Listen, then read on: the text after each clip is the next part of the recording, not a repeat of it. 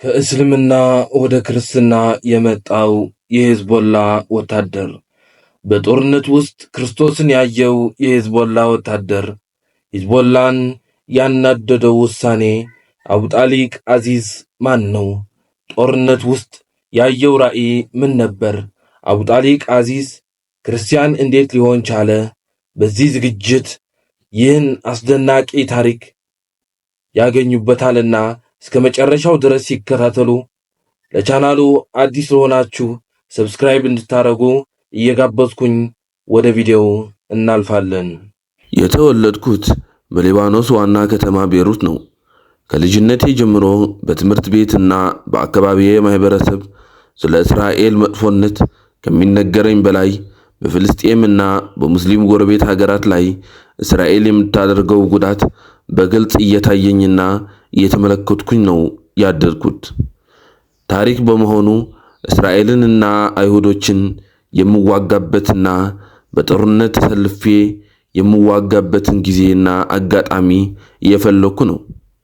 ከልጅነት ጀምሮ ያደግኩት ምናልባት እንኳን ወታደር ሆኜ በጦርነት ተሰልፌ እስራኤልን በጦርነት ፊት ለፊት መዋጋትና መግጠም ባልችል የእስራኤልን ድንበር አልፌ በቴልአቪቭ ከተማ የአጥፍቶ መጥፋት ተግባር በመፈጸም ስሜን በታሪክ በማስቀመጥ የወንድሞቼንና የእህቶቼን ደም የምመለስበትን በቀል እፈልጋለሁ እንጂ መኖር እንደሌለብኝ ራሴንና ውስጤን አሳምኘዋለሁ። በምድር ከማደርገው የነጻነት ትግል ባለፈ ጅምዓ ወይም አርብ ቀን ነበር ወደ ከተማዋ ረፈድፈድ አድርጌ ነበር የገባሁት። የጅምዓ ሶላት እንዳያልፈኝ በቅርብ ርቀት የሚገኘው ወደ አንድ መስጊድ የአዛኑን ጥሪ በመስማት ጎራ አልኩኝ። የጅምዓ ሰላቴን ጨርሼ ልወጣ ስል ወጣቶች ወደ ኋላ እንድትቀሩ የሚል የጥሪ መልእክት ከጆሮዬ ገባ። እኔም ለአካባቢው ምንም እንግዳ ብሆንም የሃይማኖቴ ጥሪ ነውና ብዬ ከመስጊዱ ቀረው።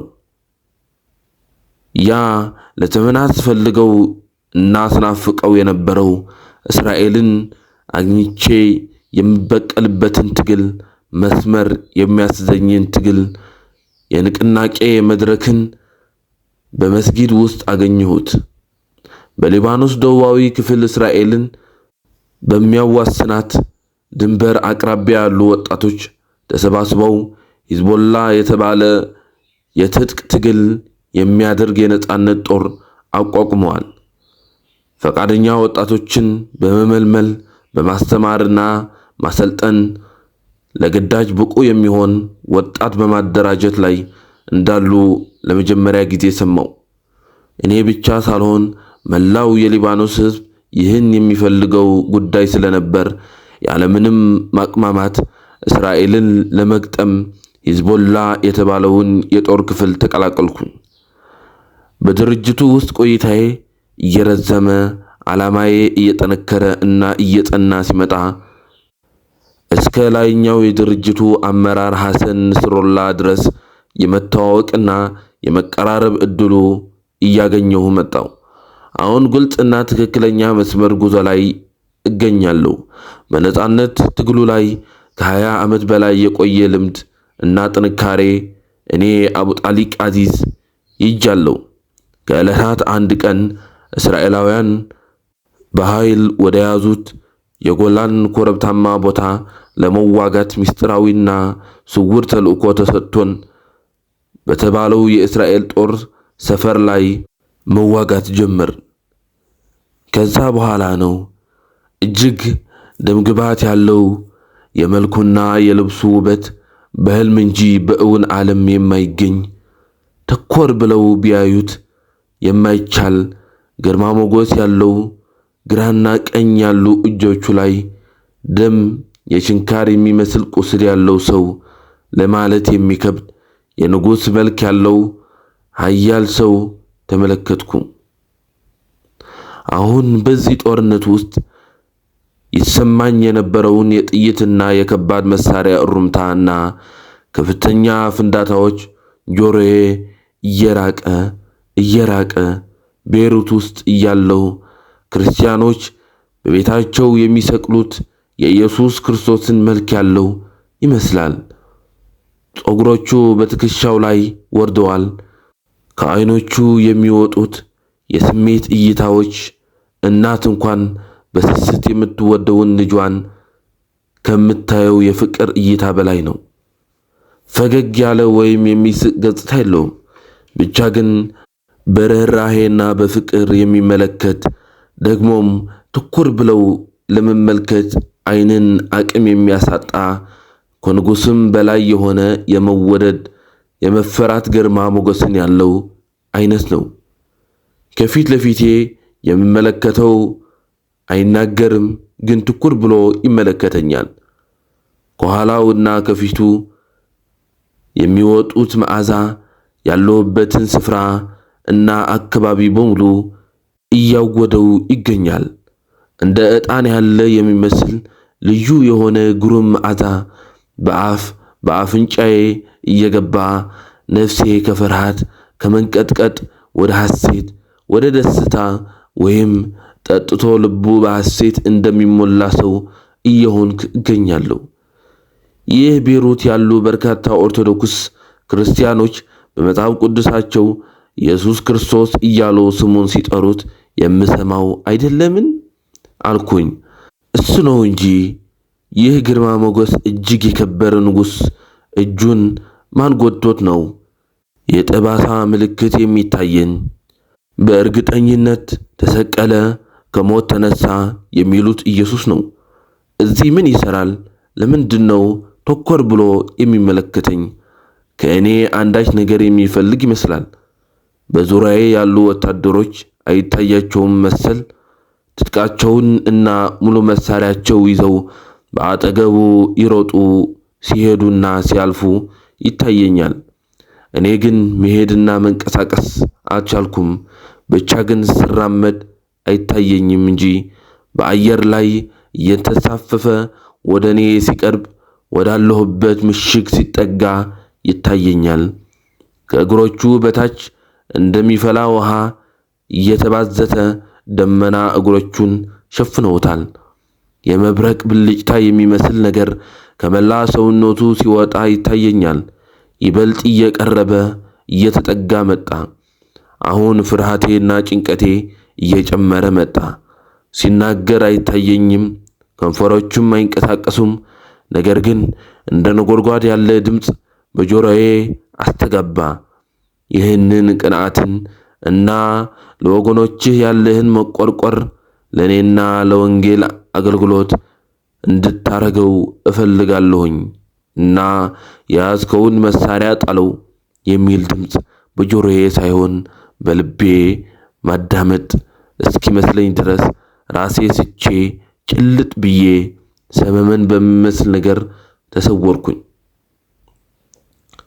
ከወደቅኩበት ቦታ ስሜን እየጠራ ሰውነቴን ሲነካኝ እትት ብዬ ለመነሳት ሞከርኩኝ። እግሬ በጀሶ እና በፋቻ ታስሮ ሆስፒታል ውስጥ ተኝቻለሁ። የት ነው ያለሁት አልኩኝ። የሕክምናውን ጋውን የለበሰ ዶክተር የሚመስል ሰው አይዞ ተረጋጋ፣ አጥንት ላይ በጥይት የመሰበር ጉዳት አጋጥሞ ነው፣ በሕክምና በስኬት ተጠናቋል አለኝ። የሚሰማኝ የመደንዘዝ አይነት የህመም ስሜት ጋር እየታገልኩኝ ያ ንጉሥ የሚመስለው በርህራሄ ትኩር ብሎ በጦርነት ሜዳ ውስጥ ሲመለከተኝ የነበረ ሰው የት ነው? ወዴት ሄደ? እያልኩኝ በራእይ ሲመለከት የነበረውን ነገር መጠየቅ ጀመርኩ። የተሰጠውን ማደንዘዣ ስለሆነ እንዲህ ያደርጋል እና ማደንዘዣው እስኪለቀውና እስኪበቃ ድረስ ትንሽ ተረጋግታችሁ ጠብቁት ብሎ ዶክተሩ ለነርሶቹ ትዕዛዝ ሰጥቶ በተኛሁበት ክፍል ጥሎኝ ወጣ። ከ1 ዓመት ከ6 ወር ቆይታ በኋላ የተጎዳው እግሬ እያስታመምኩና የተመለከትኩትን ራእይ ለማንም ሳልተነፍስ እያመላለስኩ ቆየው። ነገር ግን ያ በጆሮዬ የሰማሁት ቃል ምንም እረፍት ሊሰጠኝ አልቻለም እና ከሕዝቦላ የወታደር ጦር በጉዳት ምክንያት በክብር እንደተሰናበትኩ ስሰማ ያ በመግባት የተሰማኝ የደስታ ስሜት ነበር የተሰማኝ። ከሆነ ወራት በኋላ ቤይሩት ውስጥ በሚገኘው የቅዱስ ጊዮርጊስ ቤተክርስቲያን በድብቅ መሄድ ጀመርኩ። ያ በጦር ሜዳ ከኢየሱስ ሰውነት የሚወጣው የዕጣን መዓዛ በቤተክርስቲያን ውስጥ አገኘሁት። ግቢውንና የቤተክርስቲያኑ ሁሉ ነገሩ በሙሉ ያ የሸተተኝን የዕጣን መዓዛ ይሸታል። ከበርካታ የድብቅ መመላለስ በኋላ ጉዳዩን ይፋ ማድረግ ጀመርኩ። በሊባኖስ ውስጥ ከግማሽ በላይ የሚሆኑ ክርስቲያኖች በብዛት በሚገኝበት ሀገር ስለነበረች እንደ ሌሎች የአረብ እስላማውያን ሀገሮች ሊባኖስ ለክርስቲያኖች የምታስፈራ ሀገር አይደለችም።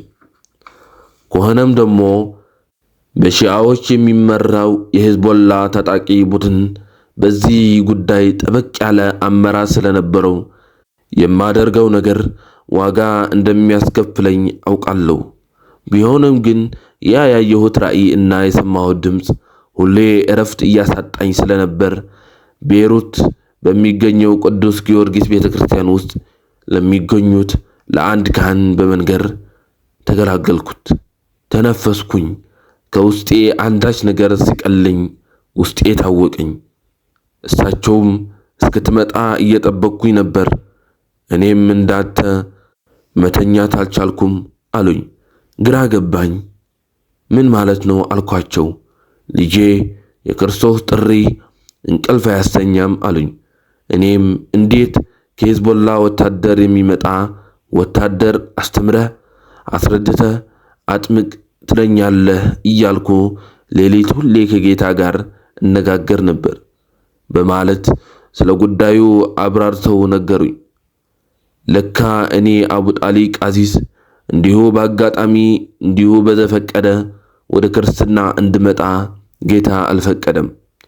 ከኔ ጀምሮ የቅዱስ ጊዮርጊስ ቤተክርስቲያን ካህን እስከሆኑት እስከ አባ ቡሾይ ድረስ ጌታ ኢየሱስ ክርስቶስ እኔን ለመመለስ እኔን ለወንጌል ቃል አገልጋይ ለማድረግ በብዙ ነገር በብዙ አሰራር በመንፈስ ቅዱስ እግዚአብሔር አምላክ ሥራ እየሰራ እንደነበር ከአባ ቡሾይ ንግግር ለመረዳት ቻልኩኝ። ዛሬ እኔ አቡ ጣሊቅ አዚዝ ቤይሩት በሚገኘው የቅዱስ ጊዮርጊስ ቤተክርስቲያን ከአባ ቡሾይ እጅ ለአንድ ዓመት ተምሬ ከተጠመቅኩኝ በኋላ በሊባኖስ የመጽሐፍ ቅዱስን የወንጌል ቃል ማስተማርና በመስበክ እጅግ የታወቅኩኝ ሰባኪ ወንጌል መምህር ሆኜ የክርስቶስን ወንጌል ለዓለሙንና ለአሕዛብ በምስክርነት ቁሜ ያለሁኝ እኔ አቡ ጣሊቅ አዚዝ ሀገሬ ላይ የክርስቶስ ቃል ሰምቼ ክርስቲያኖችን የማጸና የሚያምኑትን ደግሞ ወደ ክርስትና በረት የማመጣ በክርስትናም እጅግ እንድጸና የወደደኝ ያከበረኝ ያፈቀረኝ የኢየሱስ ክርስቶስ የቃሉ ምስክር አገልጋይ ሆኜ ከቤይሩት ጀምሮ መላው ሊባኖስ የክርስቶስ ወንጌል በመስበክ ላይ እገኛለሁ። ክቡራን የአቤል ፍሬው የዩቲዩብ ቻናል ተከታታዮች እንደዚህ አይነት አስተማሪና ቁም ነገር አዘል ቪዲዮ ላይክ፣ ሼር፣ ሰብስክራይብ በማድረግ አበረታቱኝ። ሐሳባችሁ ደግሞ በኮሜንት አስቀምጡልን። ሰላም።